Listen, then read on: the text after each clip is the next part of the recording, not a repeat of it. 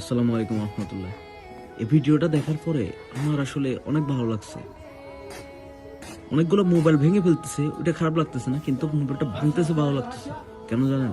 ওখানে তোমরা কোরআনের শিক্ষা নিতে গেছো, ওখানে তোমরা উল্টাপাল্টা কিছু করতে পারবে না, মোবাইল ইউজ করতে পারবে না। তোমরা ওখানে শিক্ষা নিতে গেছো। তোমরা এখানে কি শিক্ষা নিতে গেছো? কোরআন, আল্লাহর কোরআন। তোমাদের ভিতরে এলেম জমা করতে গেছো।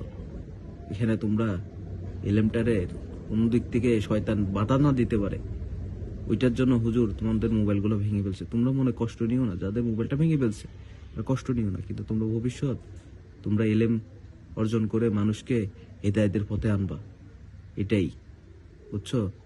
তো ভালো লাগছে আমার ভিডিওটা হুজুর। আপনি কে জানি না, আপনাকে আমি চিনি না ওইভাবে, ভিডিওটা দেখে আপনার ভালো লাগছে, তে আল্লাহ আপনাকে আরো অনেক দূর এগিয়ে নিয়ে যাক। সব দোয়া ভালোবাসা রইল আপনার উপর। তো ঠিক আছে, আসসালামু আলাইকুম।